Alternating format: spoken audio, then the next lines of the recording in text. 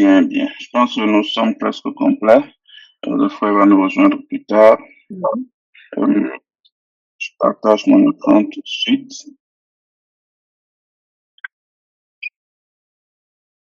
Est-ce que mon téléphone il crache comme la dernière fois du coup? Ça Non. va, ça va. Ça va là? Ouais. Et qu'est-ce qui s'est passé la dernière fois? C'était Je sais terrible. pas, aucune idée. Ah oui, oui. Ouais. Mm. Ok. Bien. Est-ce que vous voyez mon écran? Oui. Oui. Oui, oui. Ok. Je vais prier. Merci à Raya pour la grâce que tu nous accordes ce matin.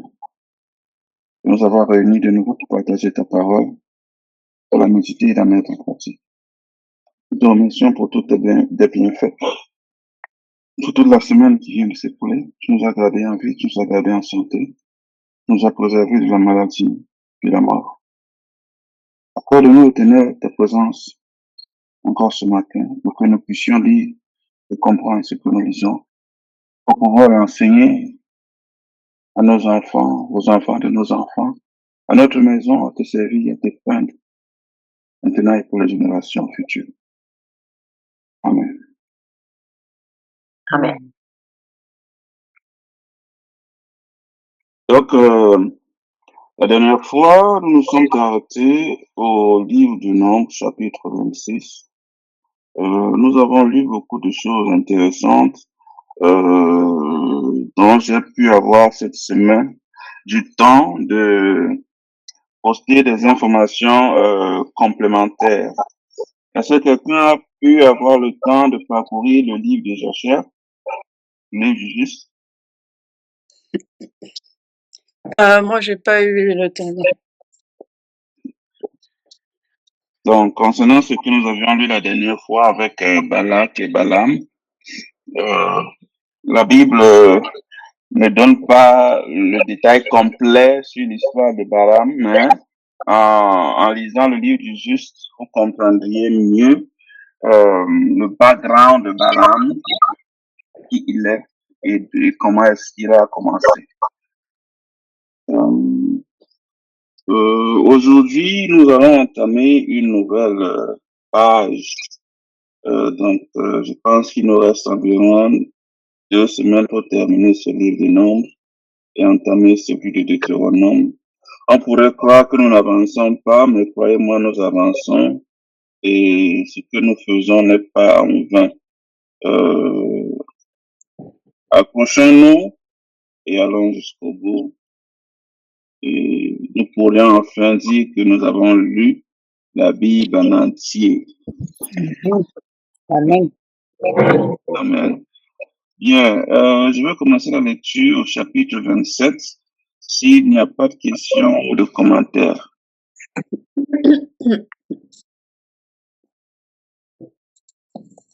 Non, ça va aller.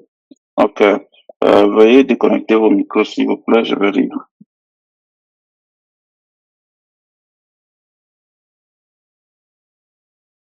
Je lis.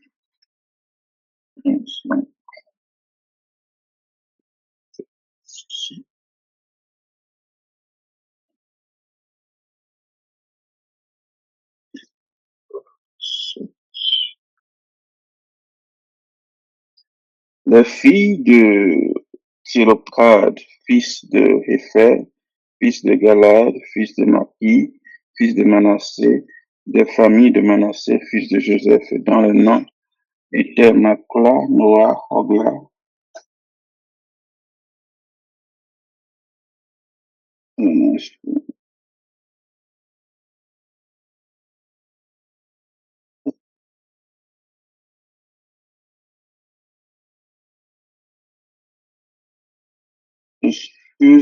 Ok, déconnecté.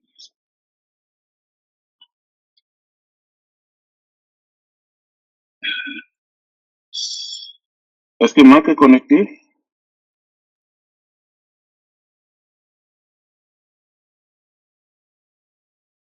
Marc, Oui, Ok, shalom, shalom, shalom. ok, shalom. shalom.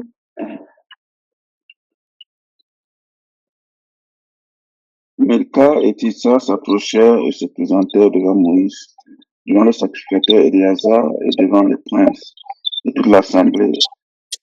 Ah, c'est pas ça. Un instant.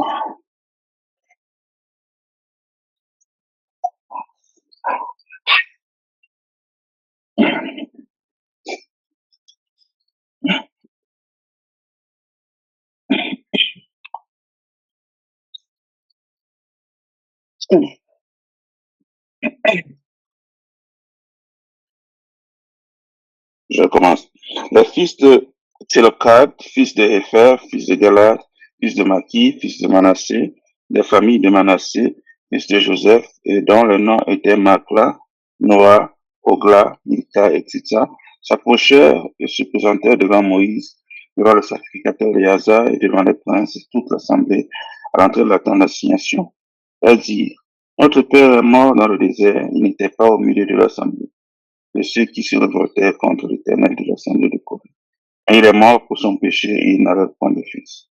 Pourquoi le nom de notre père serait-il retranché du milieu de sa famille parce qu'il n'avait point eu de fils? Donne-nous une possession parmi les frères de notre père. Moïse porta la cause devant l'Éternel. L'Éternel dit à Moïse, les filles de Télocad ont raison. Tu leur donneras en héritage une possession parmi les frères de leur père. Et c'est à elles que tu feras passer l'héritage de leur père. Tu parleras aux enfants d'Israël et tu diras, lorsque l'un mourra sans laisser de fils, vous ferez passer son héritage à sa fille. S'il n'a point de fille, vous donnerez son héritage à ses frères. S'il n'a point de frère, vous donnerez son héritage aux frères de son père.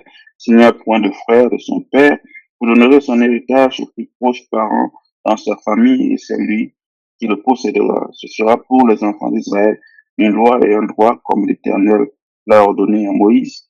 L'Éternel dit à Moïse, monte sur cette montagne d'Abarim et regarde le pays que je donne aux enfants d'Israël. Tu le regarderas, mais toi aussi, tu seras recueilli auprès de ton peuple, comme Aaron ton frère a été recueilli, parce que vous avez été rebelles à mon ordre dans le désert de Tin, lors de la contestation de l'assemblée, et que vous ne m'avez point sanctifié à leurs yeux à l'occasion des eaux. Ce sont les eaux de contestation à Kadès, dans le désert de Tin. Moïse parla à l'Éternel et dit que l'Éternel, le Dieu des esprits de toute chair, établit sur l'assemblée un homme qui sorte devant eux et qui entre devant eux, qui les fasse sortir et qui les fasse entrer, afin que l'assemblée de l'Éternel ne soit pas comme des brebis qui n'ont point de berger. L'Éternel dit à Moïse, prends Josué, fils de Nun, homme en qui réside l'esprit, et tu poseras ta main sur lui. Tu le placeras devant le sacrificateur Éléazar et devant toute l'assemblée, et tu lui donneras des ordres sous leurs yeux. Tu le rendras participant de ta dignité, afin que toute l'assemblée des enfants d'Israël l'écoute. Il se présentera devant le sacrificateur Éléazar, qui consultera pour lui le jugement de l'Urim devant l'Éternel, et Josué, tous les enfants d'Israël avec lui, et toute l'assemblée sortiront sur l'ordre d'Éléazar et entreront sur son ordre. Moïse fit ce que l'Éternel lui avait ordonné. Il prit Josué et il le plaça devant le sacrificateur Éléazar et devant toute l'assemblée. Il posa ses mains sur lui et lui donna des ordres comme l'Éternel avait dit à Moïse. Amen. Amen. Amen. Mhm. Amen.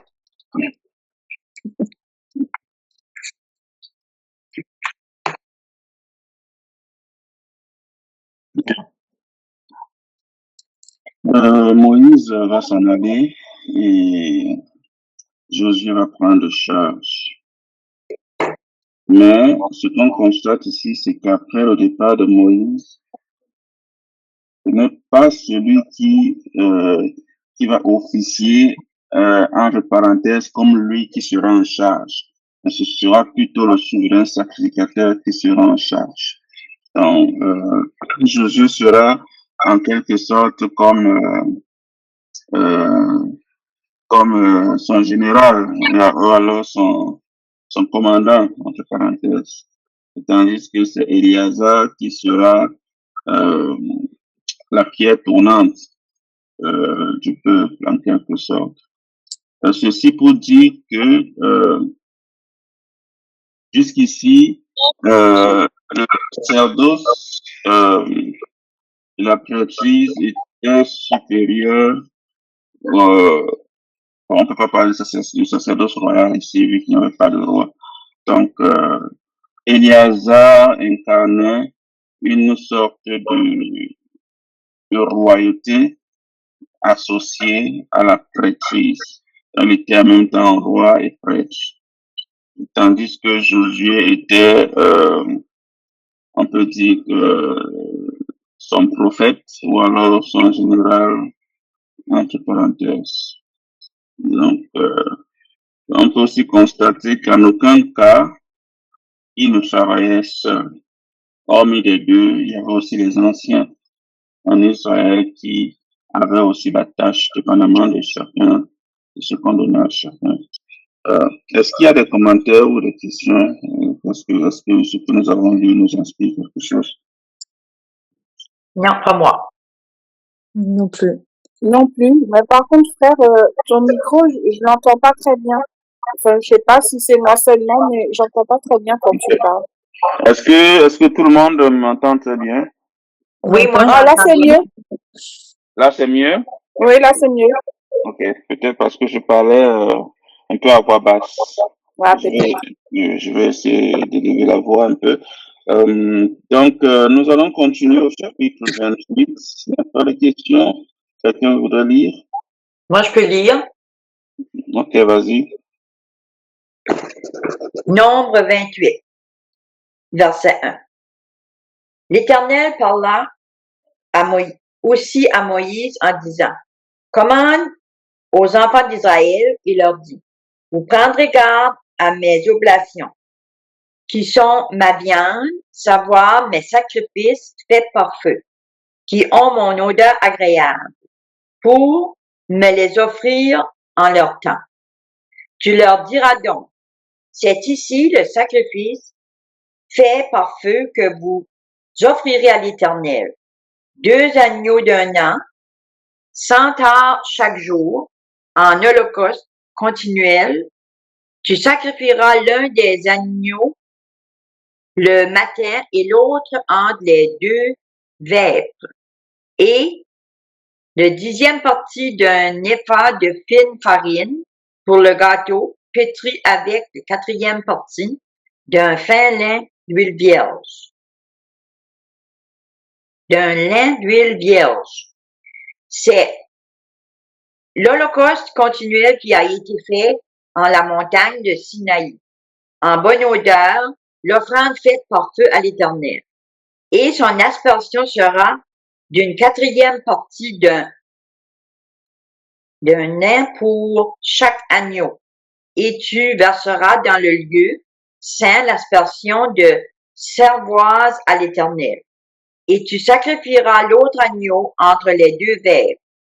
Tu feras le même gâteau qu'au matin, et le même aspersion en sacrifice fait par feu en bonne odeur à l'Éternel. Mais le jour du sabbat, vous offrirez 2 agneaux d'1 an, 100 tares, et 2 dixièmes de fine farine, pétrie à l'huile pour le gâteau avec son aspersion. C'est l'holocauste du sabbat pour chaque sabbat, outre l'holocauste continuel avec son aspersion. Et au commencement de vos mois, vous offrirez en holocauste à l'Éternel 2 veaux pris du troupeau, 1 bélier et 7 agneaux d'1 an sans tare. Et 3 dixièmes de fine farine pétrie à l'huile pour le gâteau, pour chaque veau. Et 2 dixièmes de la fine farine pétrie à l'huile pour le gâteau, pour le bélier. Et 1 dixième de fine farine pétrie à l'huile pour le gâteau pour chaque agneau, en holocauste de bonne odeur et en sacrifice fait par feu à l'Éternel. Et leurs aspersions sera de la moitié d'un hin de vin pour chaque veau et de la 3e partie d'un hin pour le bélier et de la 4e partie d'un hin pour chaque agneau. C'est l'holocauste du commencement de chaque mois. selon tous les mois de l'année. On sacrifiera aussi à l'Éternel un jeune bouc en offrande pour le péché, outre l'holocauste continuel et son aspersion. Et au 14e jour du premier mois sera la Pâque à l'Éternel.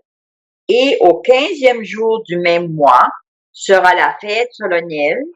On mangera durant 7 jours des pains sans levain. Au premier jour, il y aura une sainte convocation. Vous ne ferez aucune œuvre de servir. Et vous offrirez un sacrifice fait par feu en holocauste à l'Éternel, savoir 2 veaux pris du troupeau et un bélier et 7 agneaux d'un an qui sera sans tare. Leur gâteau sera de fine farine pétrie à l'huile. Vous en offrirez 3 dixièmes pour chaque veau et 2 dixièmes pour le bélier.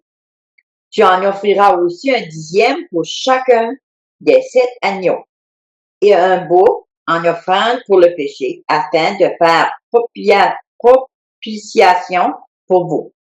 Vous offrirez ce jour-là, outre l'holocauste du matin, qui est l'holocauste continuel. Vous offrirez selon ces choses-là en chacun de ces 7 jours, la viande du sacrifice faite par feu, en bonne odeur à l'Éternel.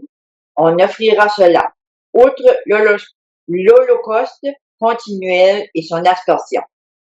Et au 7e jour, vous aurez une sainte convocation, vous ne ferez aucune œuvre servile. Et au jour des premiers fruits, quand vous offrirez à l'Éternel le nouveau gâteau, au bout de vos semaines, vous aurez une sainte convocation, vous ne ferez aucune œuvre servile. Et vous offrirez en holocauste de bonne odeur à l'Éternel, 2 veaux pris du troupeau, un bélier et 7 agneaux d'un an. Et leur gâteau sera de fine farine, pétrie à l'huile, de 3 dixièmes pour chaque veau, et le 2 dixièmes pour le bélier, et d'1 dixième pour chacun des 7 agneaux, et un jeune bouc afin de faire propitiation pour vous. Vous les offrirez entre l'holocauste continuel et son gâteau. Ils seront sans tare avec leurs aspersions. Amen. Amen. Amen. Bien. Y a-t-il des questions?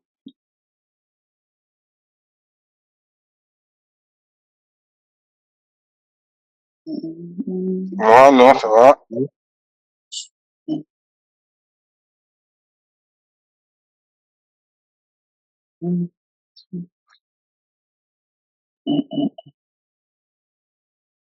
Euh,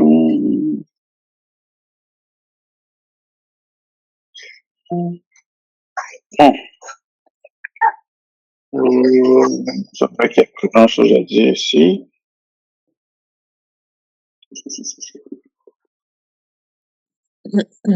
Bien. Allons continuer.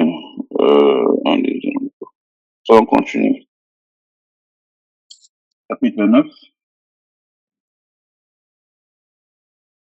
Je Tu peux veux lire? lire. Les sacrifices, le premier jour du 7e mois, vous aurez une sainte assemblée. Vous n'effectuerez aucun travail pénible.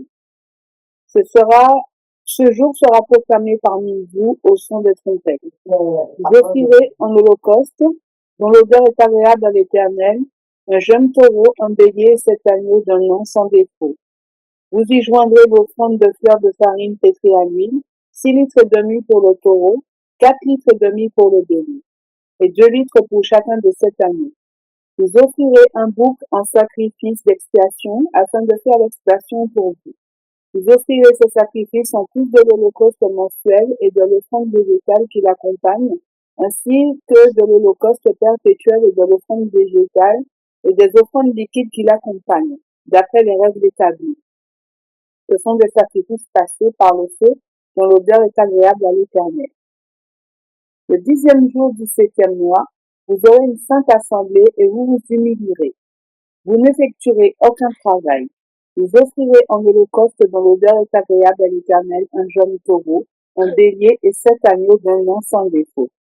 Vous y joindrez l'offrande de fleurs de farine pétrie à l'huile, 6 litres et demi pour le taureau, 4 litres et demi pour le bélier et 2 litres pour chacun des 7 agneaux. Vous offrirez un bouc en sacrifice d'expiation, en plus du sacrifice des expiations de l'holocauste perpétuel et de l'offrande végétale qui l'accompagne, ainsi que des offrandes liquides qui les accompagnent. Le 15e jour du 7e mois, vous aurez une sainte assemblée. Vous n'effectuerez aucun travail pénible. Vous célébrerez une fête en l'honneur de l'Éternel pendant 7 jours. Vous offrirez en holocauste un sacrifice brûlé au feu dont l'odeur est agréable à l'Éternel. 13 jeunes taureaux, 2 béliers, 14 agneaux d'un an sans défaut. Vous y joindrez l'offrande de fleurs de farine pétrie à l'huile, 6 litres et demi pour chacun des 13 taureaux, 4 litres et demi pour chacun des 2 béliers et 2 litres pour chacun des 14 agneaux. Vous offrirez un bouc en sacrifice d'expiation, en plus de l'holocauste perpétuel et de l'offrande végétale et l'offrande liquide qui l'accompagne. Le 2e jour, vous offrirez 12 jeunes taureaux, 2 béliers et 14 agneaux d'un an sans défaut, avec l'offrande végétale et les offrandes liquides prescrites pour les taureaux, les béliers et les agneaux en fonction de leur nombre, d'après les règles établies. Vous offrirez un bouc en sacrifice d'expiation, en plus de l'holocauste perpétuel et de l'offrande végétale qui l'accompagne, ainsi que des offrandes liquides qui les accompagnent. D'accord. Le 3e jour, vous offrirez 11 taureaux, 2 béliers et 14 agneaux, d'un an sans défaut, avec l'offrande végétale et les offrandes liquides prescrites pour les taureaux, les béliers et les agneaux, en fonction de leur nombre, d'après les règles établies. Vous offrirez un bouc en sacrifice d'expiation, en plus de l'holocauste perpétuel et de l'offrande végétale et l'offrande liquide qui l'accompagne. Le 14e jour, vous offrirez 10 taureaux, 2 béliers et 14 agneaux d'un an, sans défaut, avec l'offrande végétale et les offrandes liquides prescrites pour les taureaux, les béliers et les agneaux en fonction de leur nombre, d'après les règles établies. Vous offrirez un bouc en sacrifice d'expiation, en plus de l'holocauste perpétuel et de l'offrande végétale et l'offrande liquide qui l'accompagne. Le 5e jour, vous offrirez 9 taureaux, 2 béliers, 14 agneaux d'un an sans défaut, avec l'offrande végétale et les offrandes liquides prescrites pour les taureaux, les béliers et les agneaux en fonction de leur nombre, d'après les règles établies. Vous offrirez un bouc en sacrifice d'expiation, en plus de l'holocauste perpétuel et de l'offrande végétale et l'offrande liquide qui l'accompagne. Le 6e jour, vous offrirez 8 taureaux, 2 béliers, 14 agneaux d'un an sans défaut, avec l'offrande végétale et les offrandes liquides prescrites pour les taureaux, les béliers et les agneaux en fonction de leur nombre, d'après les règles établies. Vous offrirez un bouc en sacrifice d'expiation, en plus de l'holocauste perpétuel et de l'offrande végétale et des offrandes liquides qui l'accompagnent. Le 7e jour, vous offrirez 7 taureaux, 2 béliers, 14 agneaux d'un an sans défaut, avec l'offrande végétale et les offrandes liquides prescrites pour les taureaux, les béliers et les agneaux en fonction de leur nombre, d'après les règles établies. Vous offrirez un bouc en sacrifice d'expiation, en plus de l'holocauste perpétuel et de l'offrande végétale et l'offrande liquide qui l'accompagne. Le 8e jour, vous aurez une assemblée solennelle, vous n'effectuerez aucun travail pénible, vous offrirez en holocauste un sacrifice brûlé au feu dont l'odeur est agréable à l'Éternel, un taureau, un bélier et 7 agneaux d'un an sans défaut, avec l'offrande végétale et les offrandes liquides prescrites pour le taureau, le bélier et les agneaux en fonction de leur nombre, d'après les règles établies. Vous offrirez un bouc en sacrifice d'expiation, en plus de l'holocauste perpétuel et de l'offrande végétale et l'offrande liquide qui l'accompagne. Tels sont les sacrifices que vous offrirez à l'Éternel lors de vos fêtes, en plus de vos holocaustes, vos offrandes végétales et vos offrandes liquides, ainsi que des sacrifices de communion que vous présenterez pour accomplir un vœu ou en guise d'offrande volontaire. Amen. Amen. Amen. Amen. Vous allez voir qu'à la fin de notre lecture biblique, vous allez devenir des experts en lecture. C'est clair. Y a-t-il des questions et des commentaires ici? Des bons. Mais c'est quoi? C'est quoi? Bonjour à toi. Bonjour. Ça va bien? Oui. Bonjour Rebecca. Allez. Quand est-ce que tu viendras lire avec nous, Rebecca? Réponds. C'est quoi? Tu sais pas? Ok. Allez, vas-y. Moi non plus, je sais pas. T'as raison, non? Tu entends?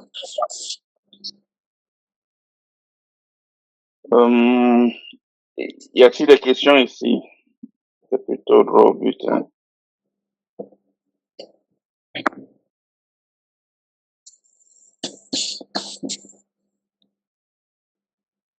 Vous avez des questions? Des Moi, commentaires? j'en ai pas. Ok. Ce rythme va finir de dire le nombre aujourd'hui. Bon, juste pour dire, je suis à la maison, donc je vais me connecter avec Mireille parce que ça fait de l'écho, les deux l'un à côté de l'autre. Tu dis? Il a enlevé son écran, il est en bas, donc il va suivre avec moi. Ok, Parce ok. que sinon, ça fait un écho. Ça fait de l'écho. D'accord, d'accord. D'habitude, il est en haut, moi je suis en bas, mais là, il est en bas. Ok. Ah, je suis là, hein. Faut pas croire que je suis parti, je suis là. Ok, c'est pas grave. Donc, nous allons continuer au chapitre 30, vu qu'il n'y a pas grand-chose à dire sur le chapitre 29. Marc, tu veux dire, et après. Ouais.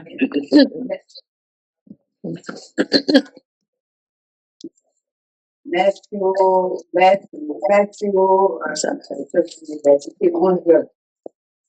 c'est toi là. 30. Livre des Nombres, chapitre 30, la version Bible seconde. Moïse dit aux enfants d'Israël tout ce que l'Éternel avait ordonné à Moïse. Moïse dit aux chefs des tribus des enfants d'Israël, voici ce que le Seigneur l'Éternel a ordonné. Les autres, coupez vos micros, s'il vous plaît.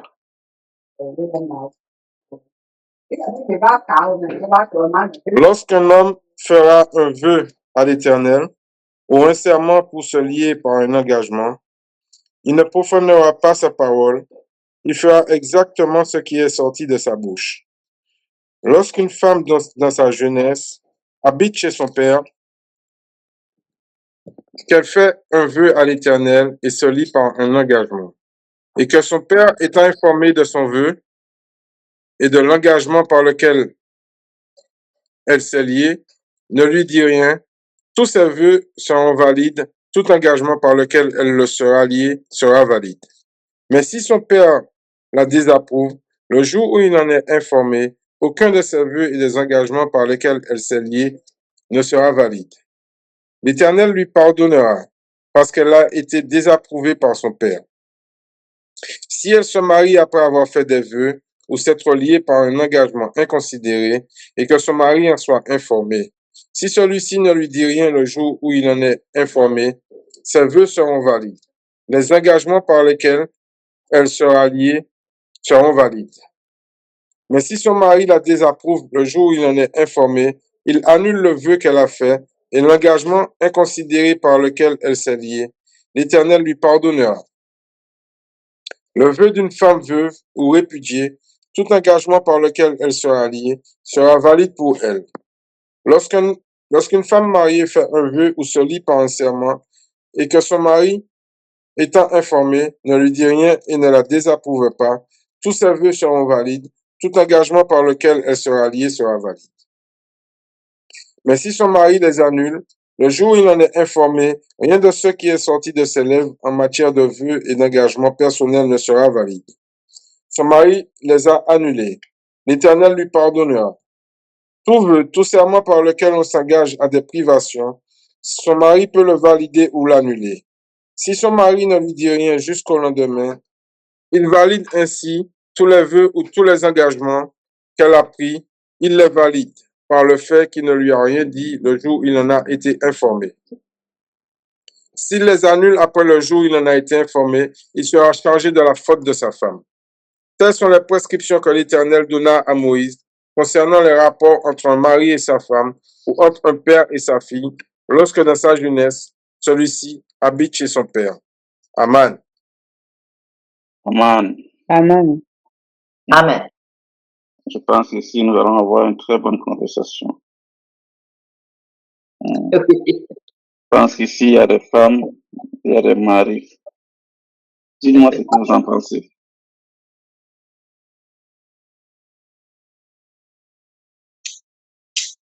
Moi, je vais poser une question du coup. Mhm. Là, par exemple, la femme, si elle fait un vœu, mais on parle de n'importe quel vœu. Oui. Ok. Si elle fait un vœu et que son mari ne lui dit rien, Mhm. en fait, là, on parle du fait, dans le cas où elle en parlerait à son mari. Oui. Ok. Donc, dans le cas où elle en parlerait à son mari, si son mari ne lui dit rien, s'il lui a dit, ok, c'est bon, le vœu est accepté. Non, non, non. Il n'a même pas besoin. S'il ne dit rien, Ok. non, il ne dit rien. Il ne dit ni oui ni non. Ah, d'accord. Ok. Oui. Et du coup, mais par contre, s'il dit non, le vœu est invalidé. Oui. Ça veut dire que la femme n'est plus engagée. D'accord. Oui. Ce vœu, c'est aussi la promesse du mariage? Non. Non. Dans une certaine mesure, oui. Parce que l'homme peut écrire une lettre de divorce. Mais en écrivant cette lettre de divorce, elle est définitive. Il ne peut plus la reprendre après. Mm.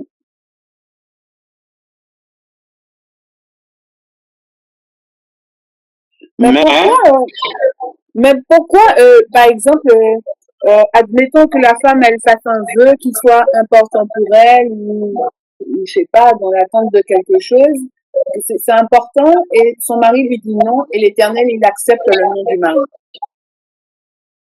Répète ta question. Si la femme, elle fait un vœu qui est important pour elle, parce que elle attend quelque chose, ou voilà, et son mari dit non, pourquoi l'Éternel, il accepte le nom du mari? Pourquoi il invalide le vœu dans ce cas-là? Parce que l'homme est sa tête à ce moment-là.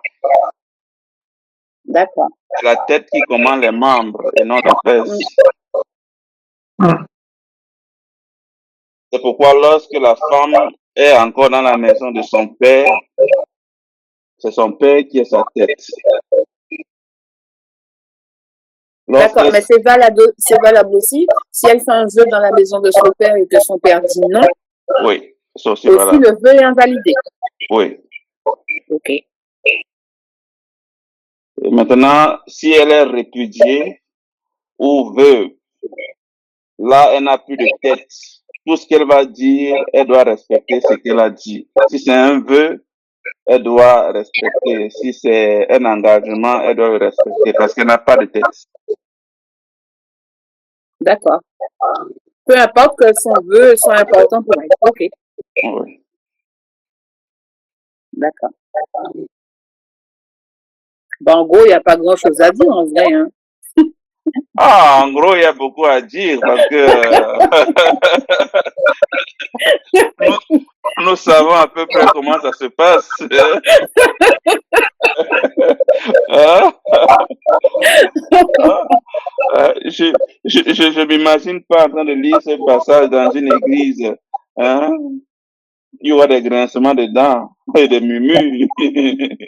Hein? C'est sûr. Imaginez-vous ces femmes pasteurs-là, ok? Une femme qui est pasteur dans une église. Elle est pasteur, son mari n'est pas pasteur. Bon, qui enseigne à l'autre et qui indique à l'autre quoi faire. Parce que ça existe. Oui, c'est vrai, ça existe, mais après, je pense qu'une fois qu'on embrasse la culture israélite, en gros, on comprend qu'il y a une tête, il y a un ordre devant l'Éternel. Exactement. Mais c'est vrai, mais dans le christianisme ou dans le monde, c'est vrai que les femmes, elles aiment pas trop ce terme. En général, elle n'aime pas ce terme. On va dire ça. Donc voilà, donc là, c'est pour ça que je dis, bon, ben, il n'y a pas grand chose à dire parce que quand on est baigné dans la culture israélite, on sait que c'est comme ça que ça se passe. Mais dans le monde, oui, devant, oui, comme tu dis, Ouais. en lisant ça dans l'Assemblée, ils vont dire, ah oui, mais ça c'était avant, maintenant, Ah oui, on c'est en sait aboli. après. Ah oui. Est-ce que Olive peut enlever son micro? Est-ce que Olive peut enlever le micro? Ça grince, moi j'entends rien. Ça. Oui, Merci. oui. C'est aboli virtuellement, mais lorsqu'elles veulent se marier, elles vont où? Elles utilisent quel livre? Hein? Il y a des femmes que si elle n'est pas mariée à l'église, par son pasteur ou par son prêtre, pour elle, elle n'est pas mariée. C'est vrai, ça c'est vrai. Ah, oui. Ouais. Donc, si tu veux te marier à l'église avec les paroles de la Bible, sois aussi prête à accepter tout ce qui sort dedans. C'est aussi simple que ça. Oui. Si on doit commencer à piquer, à tiller, ça ne devient plus, c'est inconsistant, il n'y a plus grand chose à lire. Le problème aujourd'hui, c'est que la plupart des enseignements qu'il y a dans la tête des gens émanent uniquement du Nouveau Testament. L'Ancien Testament est carrément inexistant. N'en parlons pas des apocryphes. C'est vrai. Donc la fondation pour eux et le fondement pour eux commence à Matthieu et ça termine à Apocalypse. C'est vrai, c'est vrai. Ouais. Et c'est malheureux. C'est malheureux parce que aucun des apôtres, ni même Yashaya, ne connaît même le contenu de ce Nouveau Testament. Moi, je reviens sur ce que tu viens de dire, frère, parce que ça remonte à bien longtemps, je crois depuis 97, même avant. Il y a un frère qui m'a offert une Bible, Oui. et c'est la première fois qu'on m'offre une Bible. Et lui, il m'a dit, tu commences à lire à partir de Matthieu. Tu commences à partir de Matthieu. Moi, je me suis posé la question, j'ai trouvé ça un peu bizarre, mais j'ai dit, bon, comme lui, il est plus avancé que moi dans la Bible, donc je vais Oui, ça l'écouter, va mais j'ai déjà trouvé parler. bizarre qu'il me dise de commencer là, alors que la Bible, c'est tout un livre. Oui. Il m'offre tout un livre et il me dit de commencer à partir de Matthieu. Oui. Donc, Voilà. il t'a donné une Bible qui commence à la Genèse. Oh, exact. Oui, toute une Bible. Mais lui, Mais tu il m'a demandes dit de commencer à Matthieu. à Matthieu, c'est ça. C'est ça. Ah, Donc, quand tu as dit ça, ça m'a tout de suite rappelé ouais. cette histoire. C'était juste une petite anecdote. Oui. Mais En gros, aujourd'hui, oui. ils éditent des Bibles sans l'Ancien Testament. Hein. Oui, ça existe aussi, c'est vrai. C'est vrai. En gros, on te demande de commencer à la fin. Le début n'est pas intéressant. Tu n'as pas besoin de connaître ça. Ben, et c'est vrai, mais dans le Nouveau Testament, il y a quand même des passages qui font référence à l'Ancien Testament. Oui, c'est ça. Oui, il y en a beaucoup. Il y en a beaucoup. C'est ça. Et si on ne connaît pas, ben, ces références-là, où c'est sorti la première fois, du coup, bon, on comprend pas. On peut juste supposer ou on fait beaucoup de comment on dit, Le triage. de triage, mais aussi quand c'est nous qui donnons nos propres pensées. Je retrouve pas le terme, mais on donne notre propre pensée par rapport à ce passage-là, puisqu'on ne sait pas ce qui a été dit dans l'Ancien Testament. Oui. En fait, ce qui arrive lorsqu'ils arrivent sur ces passages qui sont un peu Ancien Testament, parce que ce que le christianisme fait, c'est de reconnecter notre cerveau. OK? Donc, il est programmé de sorte que tout ce qui est Ancien Testament, tout ce qui a loi, tout ce qui a commandement soit automatiquement rejeté. C'est vrai, ouais, carrément. Oui. Donc, du coup, lorsqu'ils arrivent sur ces passages-là, le cerveau ne reconnaît pas ces passages-là. C'est vrai. C'est Ah vrai. oui. Oui. Je reviens juste pour dire, voici un exemple. Ça, Oui, c'est ça, c'est ça. voilà. Et celui-là, je l'ai toujours dans ma sacoche. Mhm. Et ça fait des années que je l'ai toujours gardé dans ma sacoche, quoi. Oui. Et on voit bien que c'est écrit que Nouveau Testament et Psaume. Oh, Voilà. un instant, un instant. Fais-moi voir, j'ai pas vu.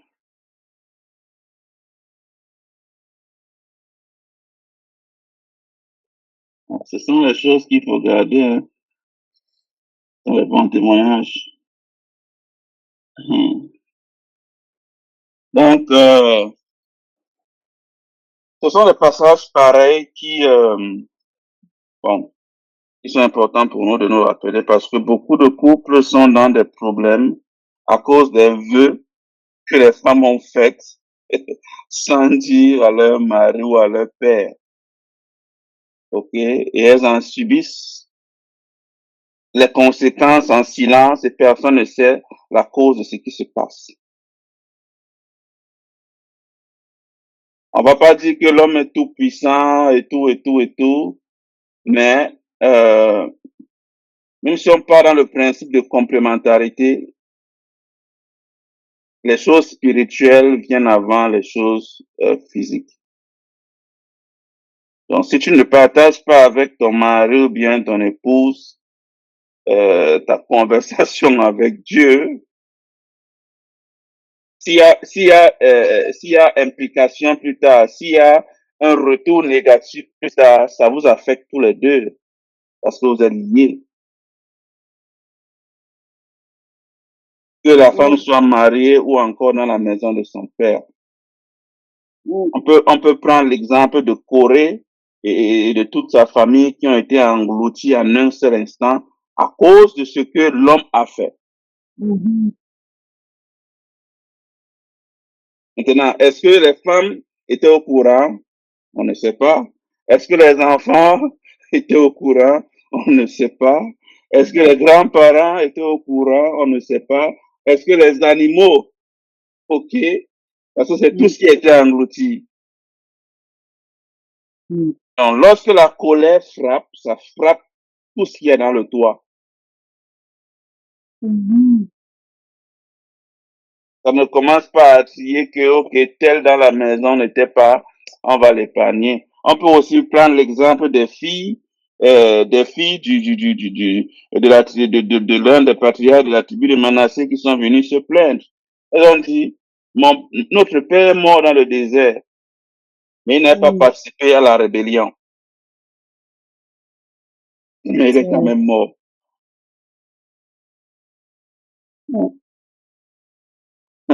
Donc, prenons garde à cela. La parole de Dieu dit que mieux vaut ne pas faire de vœux, on n'en sera pas tenu responsable, que de faire un vœu et de ne pas le respecter. Bien. Nous allons continuer au chapitre 31. Il n'a pas encore lu.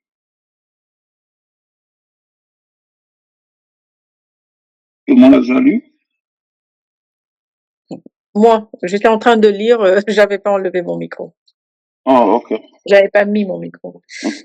Nombre 31. Le Seigneur dit à Moïse, venge les Israélites des Madianites, ensuite tu seras réuni aux tiens. Moïse dit au peuple, que des hommes parmi vous prennent les armes et forment une armée contre Madian, afin d'exécuter la vengeance du Seigneur contre Madian. Vous enverrez à l'armée 1000 hommes de chaque tribu, de toutes les tribus d'Israël. On recruta d'entre les fratries d'Israël, 1000 hommes de chaque tribu, soit 12 000 armés. Soit 12 000 hommes armés.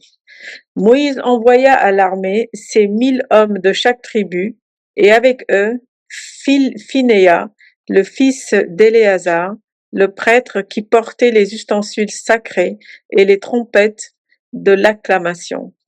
Ils prirent les armes contre Madian, comme le Seigneur l'avait ordonné à Moïse. Ils tuèrent tous les mâles. Ils tuèrent en outre, lors de ce massacre, les rois de Madian, Évi, Rékem, Tsour, Our et Réba, 5 rois de Madian. Ils tuèrent aussi l'épée Balaam, fils de Béor. Les Israélites amenèrent captives les femmes des Madianites avec toutes leurs familles, et ils pillèrent toutes leurs bêtes, tous leurs troupeaux et toutes leurs richesses. Ils mirent le feu à toutes les villes qu'ils habitaient et à tous leurs campements. Ils prirent tout le butin, toutes les prises de guerre, les humains et les bêtes. Ils amenèrent les captifs, les prises de guerre et les butins à Moïse, à Éléazar le prêtre et à la communauté des Israélites qui campaient dans les plaines arides de Moab, près du Jourdain, en face de Jéricho. Moïse, Éléazar le prêtre et tous les princes de la communauté sortirent à leur rencontre hors du camp. Moïse s'irrita contre les commandants de la troupe, les chefs de 1000 et les chefs de 100 qui revenaient de l'expédition. Moïse leur dit: Vous avez laissé la vie à toutes les femmes? Ce sont elles qui, par la parole de Balaam, ont entraîné les Israélites au sacrilège envers le Seigneur dans l'affaire de Péor. C'est alors que le fléau frappa la communauté du Seigneur. Maintenant, tuez tout mâle et tuez toute femme qui a couché avec un homme en ayant des relations avec lui. Mais toutes les filles qui n'ont jamais couché avec un mâle, gardez-les en vie pour vous. Et vous campez pendant 7 jours hors du camp, tous ceux d'entre vous qui ont tué quelqu'un, et tous ceux qui ont touché un cadavre, ôteront leur péché le 3e et le 7e jour, vous et vos captifs. Vous ôterez aussi le péché de tout vêtement, de tout objet de peau, de tout ouvrage de poil, de chèvre et de tout ustensile de bois. Éléazar le prêtre dit aux soldats qui étaient allés au combat: Voici ce que prescrit la loi que le Seigneur a donnée à Moïse. L'or, l'argent, le bronze, le fer, l'étain et le plomb. Tout objet qui peut aller au feu, vous le ferez passer par le feu, et il sera pur. Mais c'est par l'eau lustrale que sera ôté le péché de tout ce qui ne peut pas aller au feu. Vous le ferez passer dans l'eau. Vous laverez vos vêtements le 7e jour, et vous serez purs. Ensuite, vous pourrez rentrer dans le camp. Le Seigneur dit à Moïse, avec Éléazar, le prêtre, et les chefs de famille de la communauté: Fais le dénombrement des prises de guerre de tout ce qu'on a capturé, les humains et les bêtes. Partage les prises de guerre entre les combattants qui ont pris les armes d'une part et toute la communauté d'autre part. Tu prélèveras sur la portion des soldats qui ont combattu de ceux qui ont pris les armes un tribut pour le Seigneur. 1 sur 500 parmi les humains, le gros bétail, les ânes et le petit bétail. Vous le prendrez sur la moitié qui leur revient, et tu le donneras à Éléazar le prêtre comme prélèvement du Seigneur. Sur la moitié qui revient aux Israélites, tu prendras 1 sur 50 parmi les humains, le gros bétail, les ânes, le petit bétail et toutes les bêtes. Tu le donneras aux Lévites. Tu assures le service de la demande du Seigneur. Qui assure plutôt le service de la demeure du Seigneur. Voici, Moïse et Éléazar, le prêtre, firent ce que le Seigneur avait ordonné à Moïse. Les prises de guerre, le reste de ce qu'avaient pillé les gens de l'armée, était de 675 000 têtes de petit bétail, 72 000 têtes de gros bétail, 61 000 ânes et 32 000 femmes qui n'avaient jamais couché avec un homme. La moitié qui constituait la part de ceux qui avaient pris Les armes furent de 337 500 têtes de petit bétail, soit 675 de tribus pour le Seigneur, 36 000 têtes de gros bétail, dont 72 de tribus pour le Seigneur, 30 500 ânes, dont 61 de tribus pour le Seigneur, et 16 000 personnes, dont 32 de tribus pour le Seigneur. Moïse donna le tribut, le prélèvement du Seigneur à Éléazar le prêtre, comme le Seigneur l'avait ordonné à Moïse. La moitié qui revenait aux Israélites et que Moïse mit à part de celle qui revenait aux hommes de l'armée, celle qui constituait la part de la communauté fut de 337 500 têtes de petit bétail, 36 000 têtes de gros bétail, 30 500 ânes et 16 000 personnes. Sur cette moitié qui revenait aux Israélites, Moïse prit 1 sur 50 et il le donna aux Lévites qui assurent le service de la demeure du Seigneur, comme le Seigneur l'avait ordonné à Moïse. Amen. Amen. Amen. Amen. Ouais. Moi, ça continue après. C'est toi? Ah non, c'est pas fini, pardon. Ah, Oh, chez moi, c'est C'est pas fini. fini, c'est pas fini, c'est pas fini. Les commandants des fratries. Olive, tu peux enlever ton micro, s'il te plaît. Les commandants des fratries. je crois qu'elle n'est pas là. Hein. Ça résonne. Les commandants des fratries de l'armée, des chefs de 1000 et des chefs de 100 se présentèrent devant Moïse.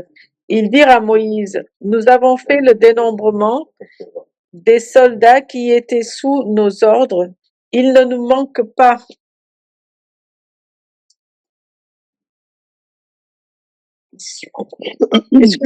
Excusez-moi. Ils dirent à Moïse, nous avons fait le dénombrement des soldats qui étaient sous nos ordres. Il ne nous manque pas un seul homme. Nous offrons chacun comme présent pour le Seigneur les objets d'or que nous avons trouvés, chaînettes, bracelets, bagues et cachets, boucles d'oreilles et médaillons, afin de faire sur nous-mêmes l'expiation devant le Seigneur. Moïse et Éléazar, le prêtre, reçurent d'eux l'or et tous ces objets travaillés. Tout l'or que les chefs de 1000 et les chefs de 100 avaient prélevé pour le Seigneur pesait 16 750 cycles. Les hommes de l'armée avaient pillé chacun pour son compte. Moïse et Éléazar, le prêtre, prirent l'or des chefs de 1000 et des 100 des chefs de 1000 et des chefs de 100 qui l'apportèrent à la tente de la rencontre en évocation pour les Israélites devant le Seigneur. Amen. Amen. Amen. Excusez-moi, des fois je lis un peu mieux.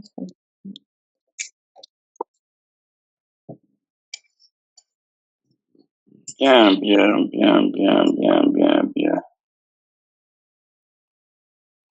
Vous avez vu il y a eu un calcul mathématique qui a été fait de sorte que tout le monde a reçu quelque chose du butin.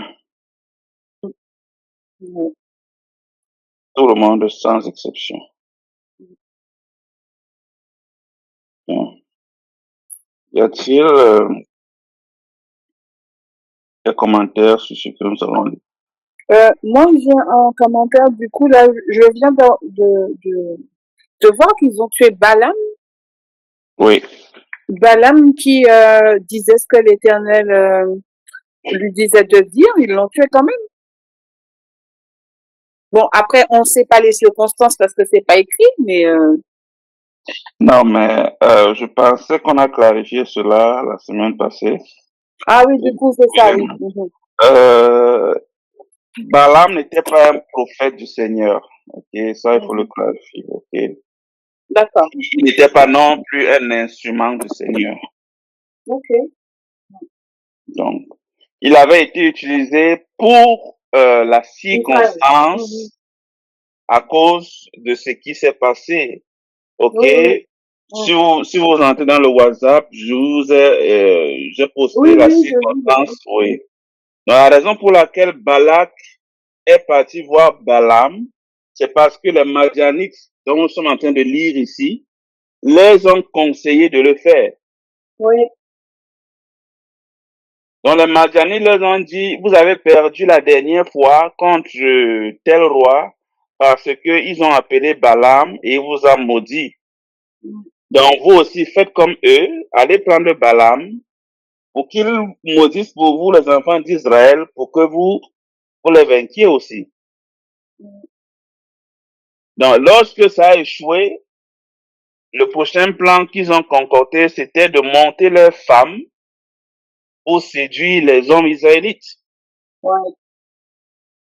Sachant que en le faisant, l'Éternel lui-même va les frapper. Donc Balaam connaissait déjà les Israélites. Il savait les forces et les faiblesses des Israélites.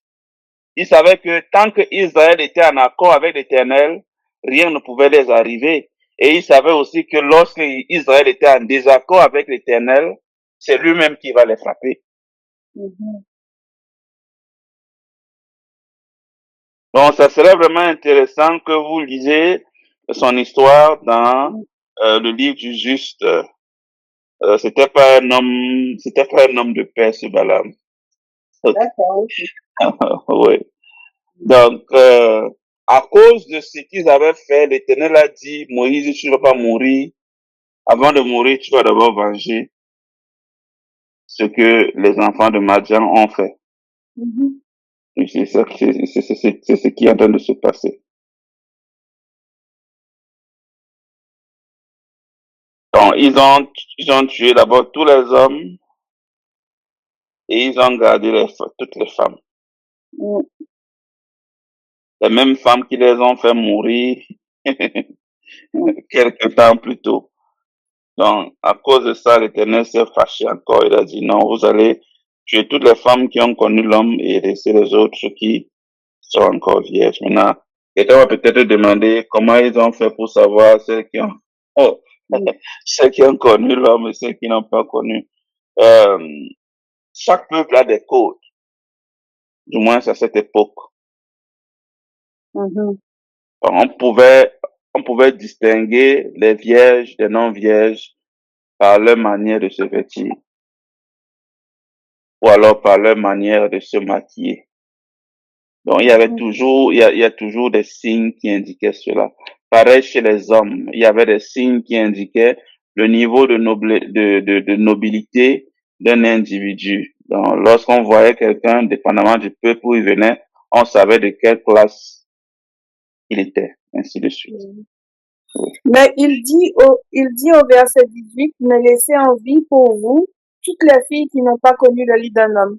Et du coup, pour vous, pour les asservir ou, enfin, pour qu'elles soient esclaves, parce qu'elles pouvaient pas être mariées à eux. Eh bien, pour vous peut impliquer plusieurs choses. Ok, il était permis aux enfants d'Israël à cette époque de prendre pour femme une captive de guerre. D'accord. Oui, il était permis. Je sais pas si on l'a déjà lu, mais nous allons lire dans quelles conditions il faut le faire et comment est-ce que ça doit se passer. Mm. Elle pouvait être prise pour femme, elle pouvait être prise pour servante. Il y a plusieurs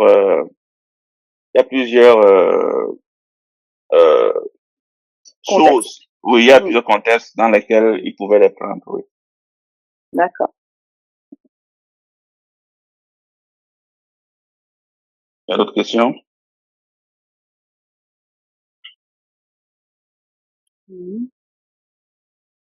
Ce que nous lisons là, ce sont des choses très importantes parce que il pourrait être utilisé contre vous pour montrer à quel point l'Éternel peut être cruel, C'est vrai. ou alors à quel point la culture israélite peut être barbare et tout et tout et tout. Donc, Oui, vous parce que là, devez, il oui, tue tous les enfants, les garçons oui, mâles. exactement. Donc, vous devriez avoir le sang-froid d'avoir la bonne réponse.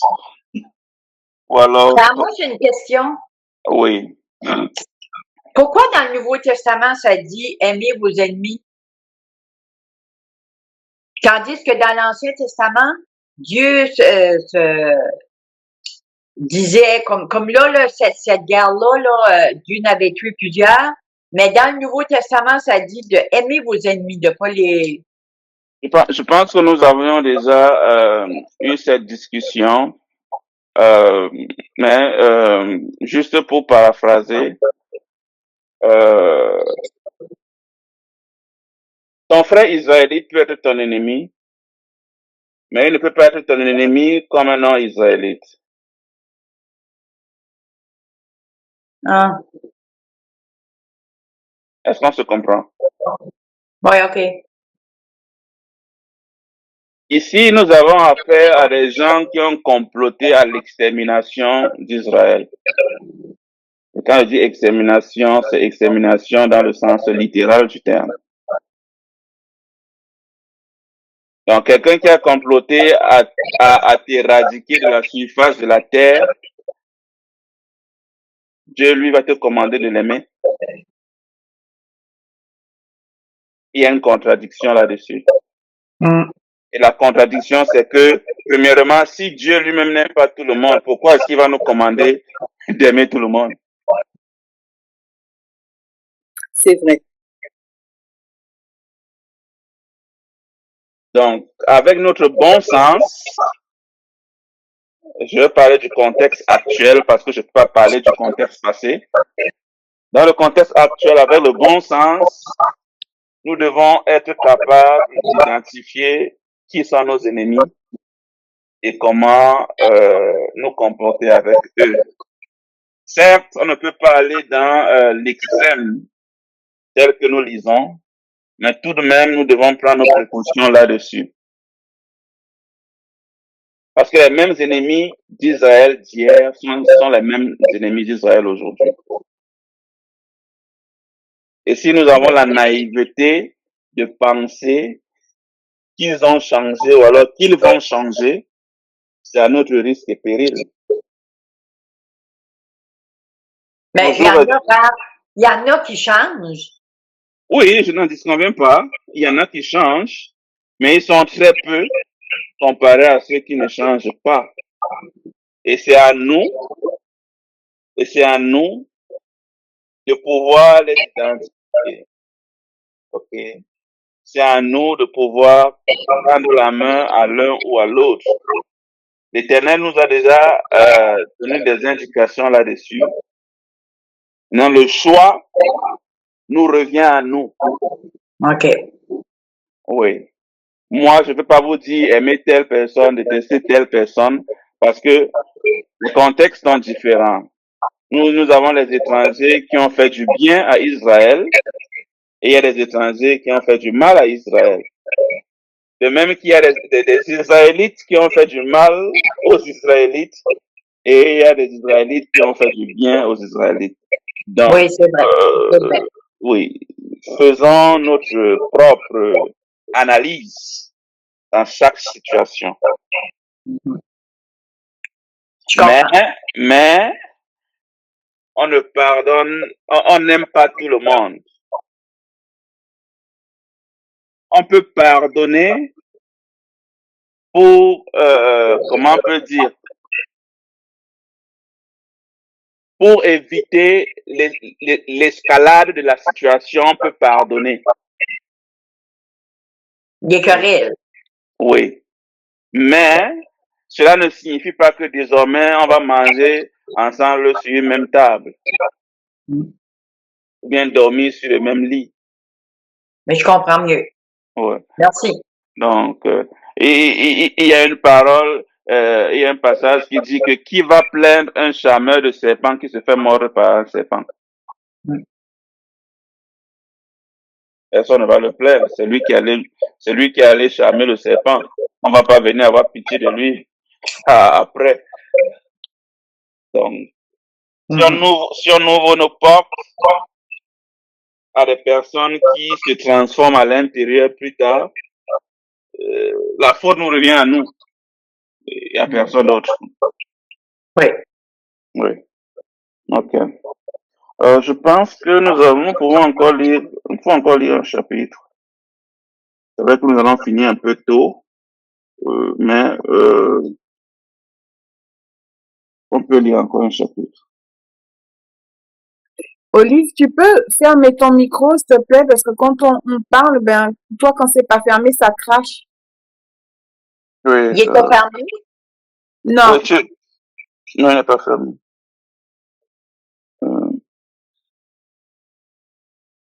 Merci.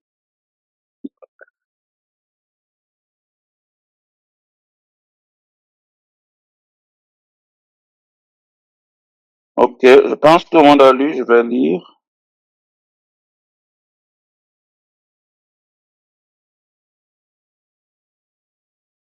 Le livre de Nombres, chapitre 32. Les fils de Ruben et les fils de Gad avaient une quantité considérable de troupeaux. Et ils virent que le pays de Gézer et le pays de Galaad étaient un lieu propre pour des troupeaux. Alors les fils de Gad et les fils de Ruben vinrent auprès de Moïse, du sacrificateur Éléazar, et les princes de l'assemblée, et ils leur dirent, Atarat, Dibon, Gézer, Nimra, Hesbon, Elialé, Sebam, Nebo et Béan, ce pays que l'Éternel a frappé devant l'assemblée d'Israël est un lieu propre pour les troupeaux, et les serviteurs ont des troupeaux. Ils ajoutèrent, si nous avons trouvé grâce à tes yeux, que la possession de ce pays soit accordée à tes serviteurs et ne nous fait point passer le Jourdain. Moïse répondit aux fils de Gad et aux fils de Ruben, vos frères iront-ils à la guerre et vous resterez ici? Pourquoi voulez-vous décourager les enfants d'Israël de passer dans le pays que l'Éternel leur donne? Ainsi firent vos pères quand je les envoyais de Kades Barnea pour examiner le pays. Ils montèrent jusqu'à la vallée d'Escol, et après avoir examiné le pays, ils découragèrent les enfants d'Israël d'aller dans le pays que l'Éternel leur donnait. La colère de l'Éternel s'enflamma ce jour-là, et il jura en disant, ces hommes qui sont montés d'Égypte depuis l'âge de 20 ans et au-dessus ne verront point le pays que j'ai juré de donner à Abraham, à Isaac et à Jacob, car ils n'ont pas suivi pleinement ma voie, excepté Caleb, fils de Jephunnée, le Kénésien, et Josué, fils de Nun, qui ont pleinement suivi la voie de l'Éternel. La colère de l'Éternel s'enflamma contre Israël, et il les fit errer dans le désert pendant 40 années, jusqu'à l'anéantissement de toute la génération qui avait fait le mal aux yeux de l'Éternel.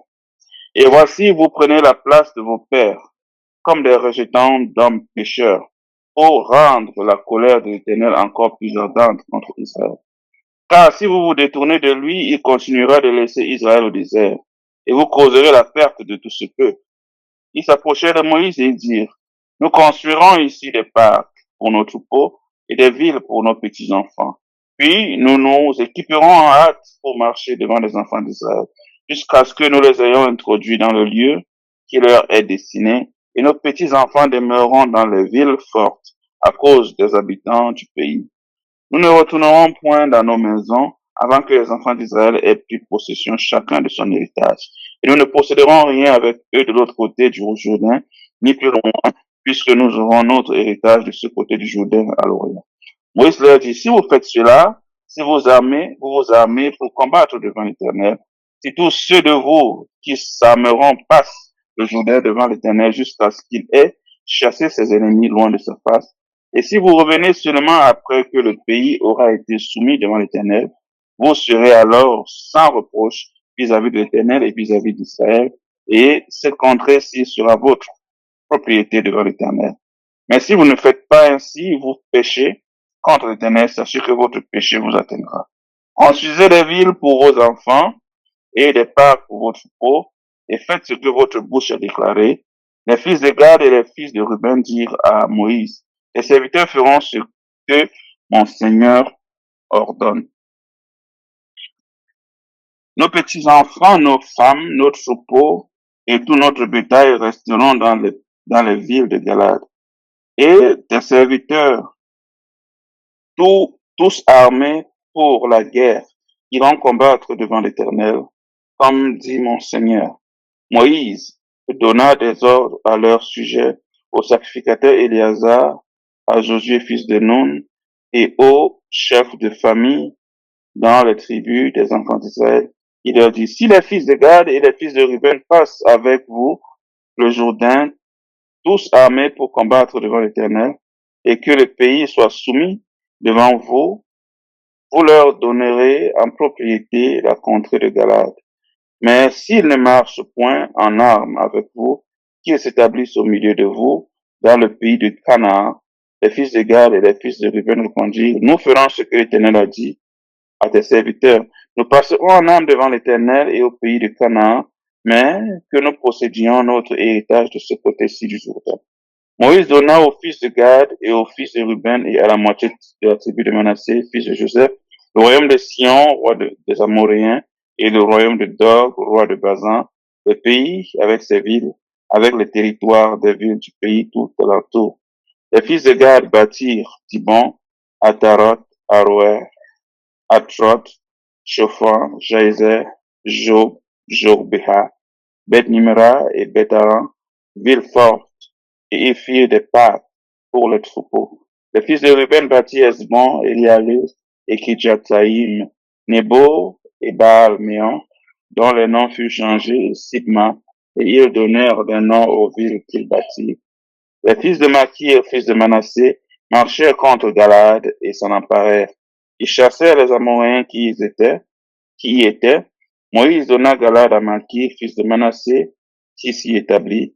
Jaïr, fils de Manassé, se mit en marche, prit les bourgs, et les appela bourgs de Jaïr. Nobak se mit en marche, prit Kenat, avec les villes de son ressort, et l'appela Nobak, d'après son nom, Aman. Juste une petite question, un petit commentaire. C'est pourquoi les fils de... Eux, ils ont décidé de rester là. Ah, bon, ça on va dire que ça fait partie de la cupidité humaine. Donc, ça nous dit ici qu'ils ont vu, ils avaient beaucoup de troupeaux, et ils ont vu que l'endroit où ils étaient était bien pour l'élevage des troupeaux. Alors, pourquoi se donner la peine d'aller plus loin alors que nous avons quelque chose déjà ici? Et c'est ce même esprit qui a animé les autres tribus lorsqu'ils sont même entrés dans la terre, lorsqu'ils ont pu conquérir une certaine partie, ils ont vu que c'est bon pour nous. Pourquoi est-ce qu'on va encore dépenser en énergie pour conquérir le reste? C'est ça.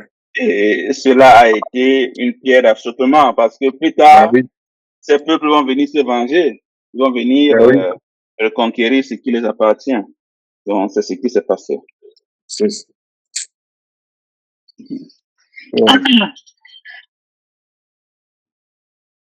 Est-ce qu'il y a des questions? D'autres commentaires?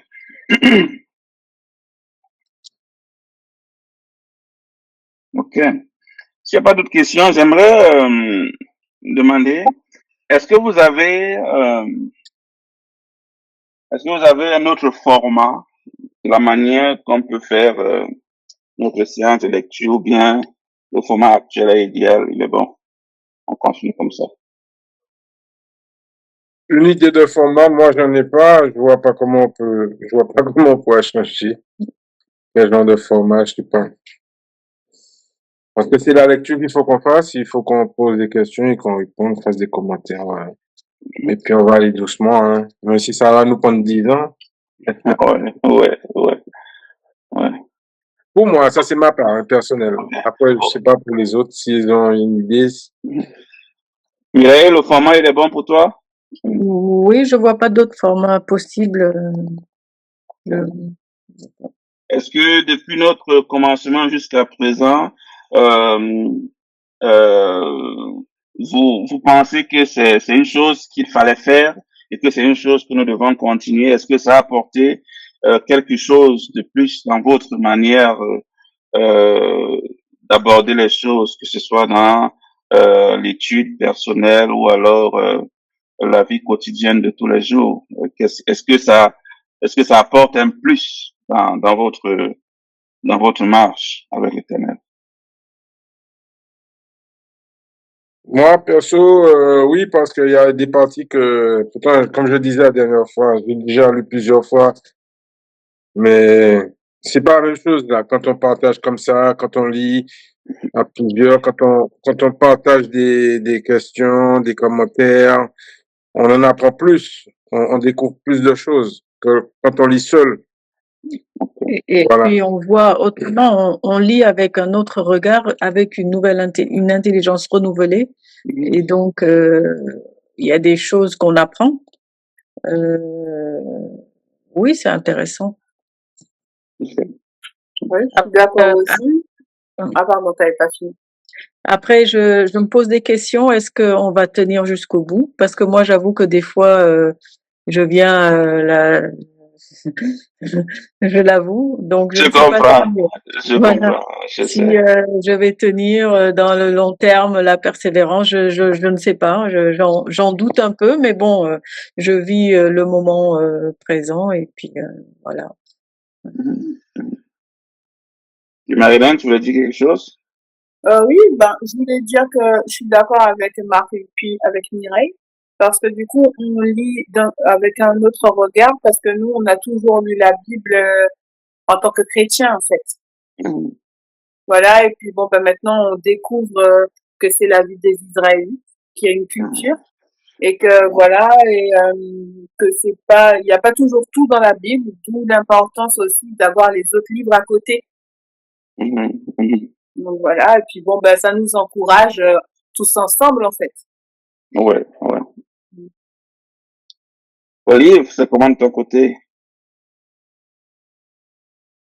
Oui, moi, je pense que ça fait un grand bien. Oui. Ok, ok. Bon, figurez-vous que moi aussi de mon côté, ça me permet de ne pas perdre le fil, ok, de ne pas refroidir la flamme, ok. On peut avoir un don, mais ce don peut être perdu si nous ne l'exerçons pas, parce que ça ne sert à rien. Et on le donne à quelqu'un à qui ça va servir. Donc, ça me permet également de rester dans le sillage.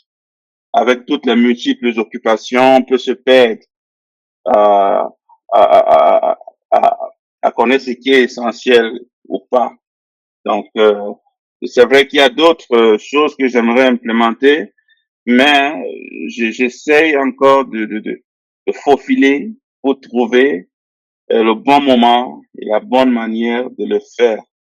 Mais en lisant, en sachant que chaque samedi, nous allons lire, cela me permet de rester concentré et de rester sur le chemin, si on peut dire cela ainsi. Et, et au fur et à mesure, nous allons grandir dans cela. Vous allez voir que chacun de nous va développer euh, euh, d'autres capacités, d'autres qualités que peut-être nous n'avions pas au commencement de cette lecture.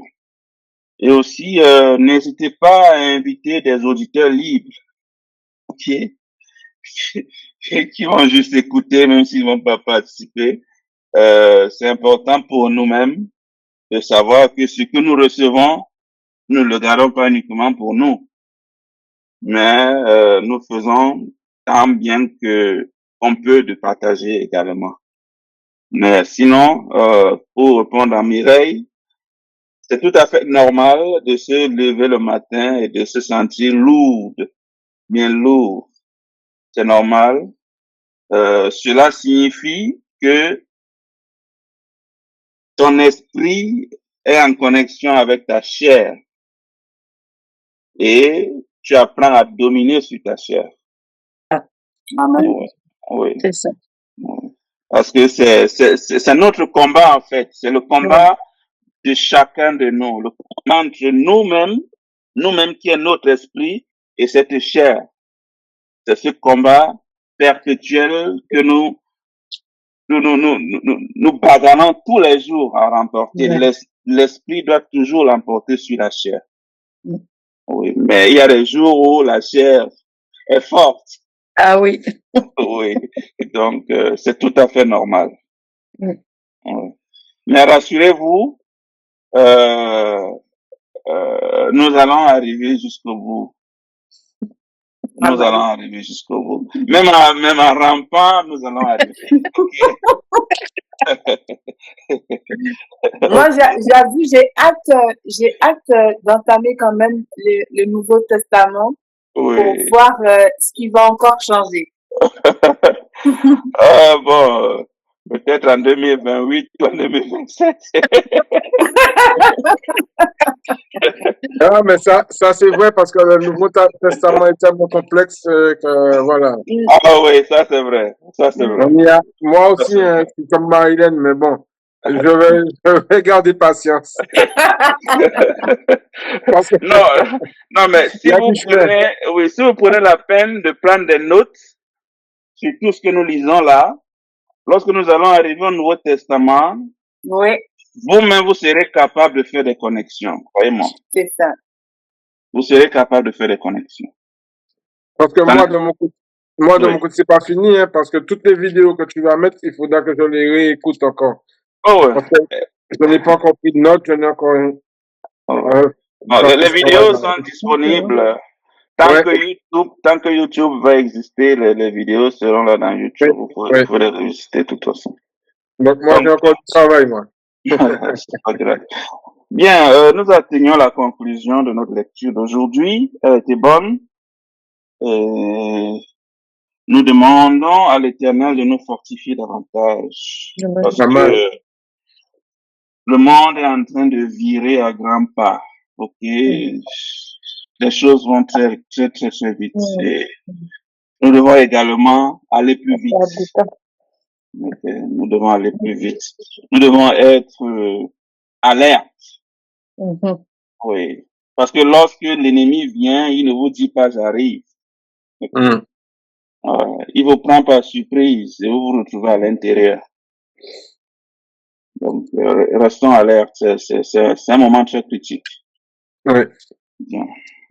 Nous allons prier pour conclure.